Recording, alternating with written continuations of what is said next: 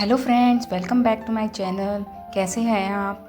तो आज हमारी रेसिपी है वो खाने की ना होकर के वो है हमारे स्किन से रिलेटेड। तो आज हम घर पे ही बना रहे हैं नेचुरल तरीके से साबुन, जिसमें कि हमने नेचुरल चीज़ों का ही यूज़ किया है। बाज़ार में मिलने वाले केमिकल से मिले हुए जो साबुन होते हैं वो हमारे स्किन को बहुत ही नुकसान पहुंचाते हैं। तो आज हम जो है वो घर पे ही साबुन बनाएंगे। तो सबसे पहले इसके लिए ले लिया है यहाँ पे मैंने एलोवेरा घर पे ही मैंने लगाया था, उसको मैंने ले लिया है।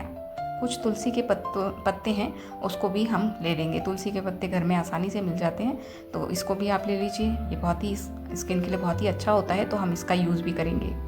अब एलोवेरा को हमको उसको वॉश करना है। अच्छे से वॉश करने के बाद इसको कुछ समय के लिए इस तरह से पानी में ही छोड़ देना है, जिससे कि उसका येलोइश सब्सटेंस जो होता है वो निकल जाए, क्योंकि वो बहुत ही टॉक्सिक होता है, तो उसको हमको निकालना है। तब तक हम लेंगे यहाँ पे नीम के पत्ते, और नीम के पत्तों को तोड़ करके हमको इसको अच्छे से वॉश कर लेना है। कम से कम 2 से 3 बार हमको अच्छे से वॉश करेंगे, जिससे कि इसमें किसी भी प्रकार की धूल गंदगी जो है वो ना रहे, पूरी तरह से वो निकल जाए। साथ ही हम तुलसी के पत्तों को भी ऐसे तोड़ करके उसको भी वॉश कर लेंगे 2 से 3 पानी। अब पत्तियों को वॉश करने के बाद इसको एक पेपर में आप फैन के नीचे फैला करके रख दीजिए। जब तक कि ये सूख रहे हैं, इसको वाटर कंटेंट जो है वो निकल जाएगा, तो तब तक कि हम एलोवेरा को इस तरह से छील करके उसकी जेल जो है उसको निकाल लेंगे। यदि आपका एलोवेरा सॉफ्ट है तो आप इसको छीलके समेत भी यूज़ कर सकते हैं। तो अब इसको ग्राइंड करना है हमको। तो तुलसी के पत्ते, नीम के पत्ते और एलोवेरा को हम ग्राइंडर जार में ले लेंगे, और बिना पानी डाले ही इसका हमको एकदम फाइन सा पेस्ट जो है वो हमको तैयार करना है। तो फाइन सा पेस्ट जब इस तरह से तैयार हो जाए, अब हम इसको छान लेंगे। तो छानने से जो मोटे मोटे जो हैं पत्ते वगैरह हैं वो निकल जाएंगे। तो हमको इसका जो प्यूरे हमको मिल रहा है वो हमको यूज़ करना है। तो इस तरह से आप छान लीजिए, और जो बचा हुआ है इसको आप फेंकिए मत, इसको आप धूप में सुखा करके फेस पैक के जैसा यूज़ कर सकते हैं। अब यहाँ पे ले लेते हैं सोप बेस। तो ये मेरा 500 ग्राम का सोप बेस है। मैंने इसको ऑनलाइन ऑर्डर किया था।